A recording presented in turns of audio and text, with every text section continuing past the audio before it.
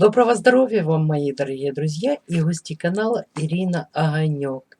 С вами я, Ирина, и тема сегодняшнего нашего видео — продолжение знакомства с комнатными растениями как целителями. И сегодня я хочу вам рассказать о таком всем известном прекрасном растении, как герань или пеларгония. Сейчас мы с вами изучим статью, что нам пишут о герани. Ну а пока я буду все это читать, быстренько подпишитесь на мой канал, если еще не подписаны. Не забудьте нажать на колокольчик, чтобы не пропустить новых видео. Ну а также пишем комментарии, в которых задаем вопросы по народной медицине, по целебным растениям. Также ставим лайки, дизлайки, кому как это угодно. И особая просьба поделиться этим видео с друзьями в соцсетях. Вам это не сложно, а кому-то может оказаться очень полезным и поможет моему каналу в развитии. Ну что, поехали. Итак, герань или пеларгония — одно из наиболее распространенных растений в наших квартирах. Это герань. Растение знакомо всем. К сожалению, сегодня оно не настолько популярно, как в былые времена. А напрасно. Герань чрезвычайно полезна. Обычная зональная пеларгония, родственница герани дикорастущей, тоже имеет запах, особенно ощутимый, если прикоснуться рукой к ее листьям, и также обладает лечебным и очищающим воздух эффектом. Достаточно вдыхать этот сильный запах по 10 минут ежедневно в течение полумесяца, и домашний курс фитотерапии пройден. С этой целью нужно разместить растение на расстоянии полметра от лица и после первых 3 глубоких вдохов носом продолжать спокойное носовое вдыхание.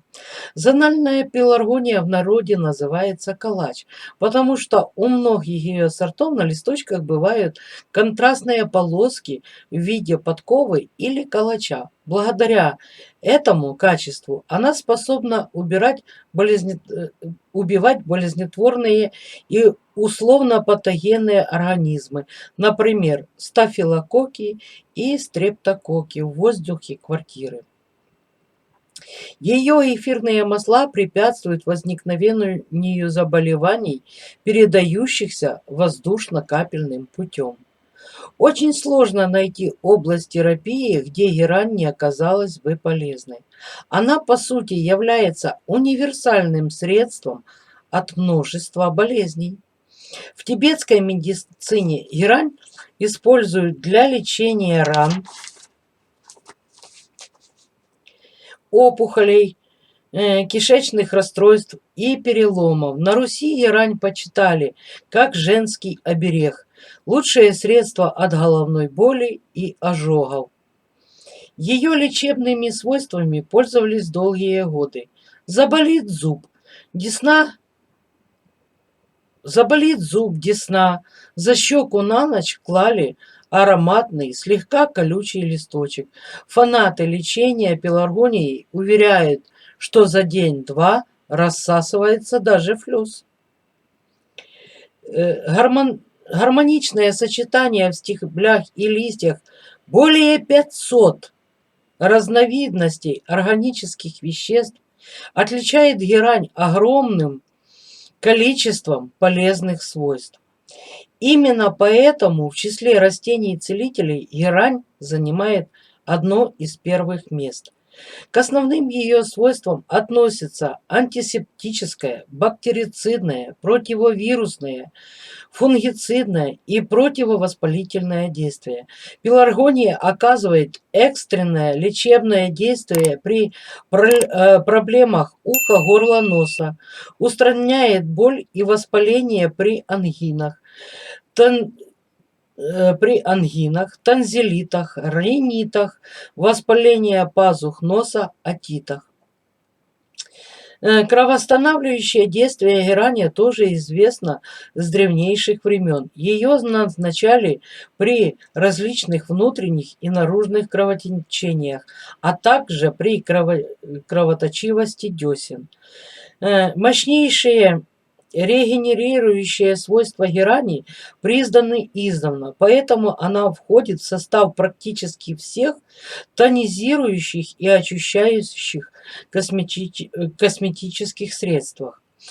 Репаративные свойства герани делают с кожей настоящие чудеса, устраняя явление дерматитов и раздражения. Но не только. Герань ответственный косметолог, решающий проблемы старения кожи, различных воспалительных процессов и стрессовых реакций. В народной медицине настой травы применяется при поносах, дизентерии, ревматизме, подагре. Распаренной измельченной травой сводят сухие мозоли. Это растение является активным антиоксидантом и антикоагулятором непрямого спектра действия, способствующим как общему омоложению, так и глубокому очищению организма от шлаков. Именно поэтому пеларгония – первое средство детоксикации при любых отравлениях. Она стимулирует метаболизм, улучшает обмен веществ, очищает почки и стимулирует функции надпочечников.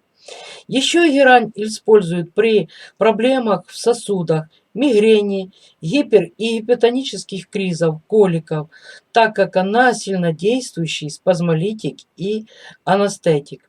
Пеларгония способствует снижению веса, устраняет целлюлит и отечность. Кроме того, она является символом сексуального долголетия и пыла, так как стимулирует и не допускает угасания процессов синтеза половых гормонов. Герань всегда была оберегом для женщин. Она содержит фитоэстрогены, нормализует гормональный фон, устраняет фригидность, альгодисменорею. Як я только матюкаюсь, а вы терпите. Предменструальный и климактерические синдромы. В старинных ритуалах европейской травяной магии эфирное масло герани добавляли в любовные зелья и использовали для привлечения счастья. Масла, настойки, ванны смягчают эмоции, оказывают успокаивающее и расслабляющее действие. Прекрасные дезодорирующие свойства пеларгонии делают ее также ценной косметической добавкой, устраняющей неприятные запахи тела, компонентом интим-косметики и средств по уходу за ногами. Ну и, конечно, всем известны знаменитые антидепрессивные и адаптогенные свойства герани. Если вас одолевает депрессия или просто нелады с настроением, нюхайте калачик.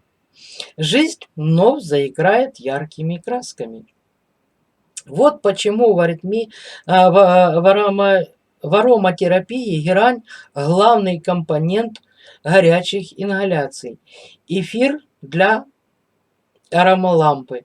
Эфирные масла герани успокаивающе действуют на нервную систему хозяев квартиры, предотвращая стрессы и всплески отрицательных эмоций. Гераниевое масло обладает противовоспалительным действием при абсцессе и гангрене легких, при бронхиальной астме. Практически у всех народов герань считается сильным биоэнергетическим стимулятором. Известно, что герань впитывает в себя все яды и канцерогены, очищает воздух, ослабляет головную боль, снимает усталость и нормализует сон. В домашнем хозяйстве с целью защиты от мух, комаров и прочих насекомых герань выставляют на подоконники и балконы. Не сказала бы. Э, У некоторых особо восприимчивых людей при постоянном соседстве с душистыми пеларгониями могут возникнуть головные боли. При индивидуальной аллергии на пеларгонию зональную можно выращивать пеларгонию душистую и с сильно рассеченными листьями.